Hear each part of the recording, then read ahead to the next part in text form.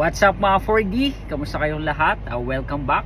Muli na naman tayo nagbabalik para magturo dito sa mga Ford units, no? Kasi nakakatanggap ako ng concern, no, na yung Ford Territory daw na hybrid ayaw daw bumukas yung tailgate gamit yung susi, no? Kasi nakatanggap ako ng message sa isang client natin na yung sa Everest daw niya, dalawang pindot lang is nag-o-open na yung kanyang tailgate. Pero dito sa territory niyang hybrid na bago is pag pinipindot niya ayaw bumukas, no?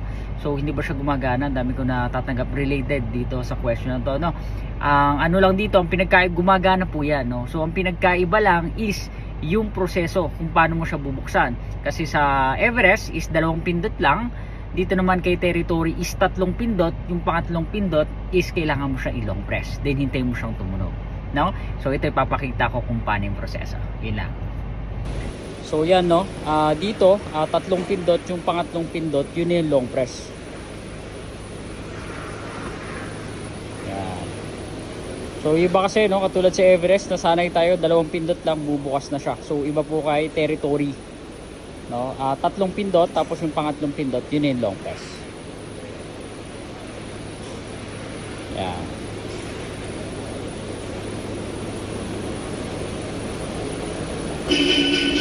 So sabay-sabay na rin natin, no? So ano bang pwedeng gawin gamit itong remote natin. So try natin siyang i-start gamit lang tong remote natin.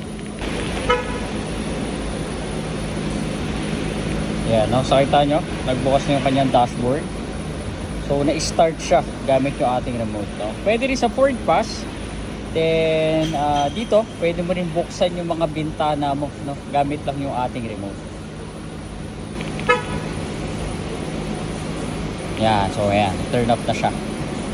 So kung paano nyo bubuksan kanyang tailgate, ganun din kung paano mo siya i-start, kaso yung kanyang lock button naman. Kasi turn off siya. Try natin buksan yung mga bintana. Yan, no? Makikita nyo, binuksan natin yung kanyang bintana gamit lang yung kanyang remote. So sarado natin. Mapapansin nyo, pati yung kanyang moonroof nagbukas din. Vent yung sasakyan, no, kasi nga when, so pwede mo siyang i-open. Sarado natin. Yeah. Siya, sarado na, pati yung kanyang moonroof, no, dahan-dahan. So yan yung mga pwede nating gawin dito sa ating remote. So yun lang mga 4D, no? Kung may natutunan ka sa video na to, baka pwede mo namang i-like at huwag kalimutang mag-subscribe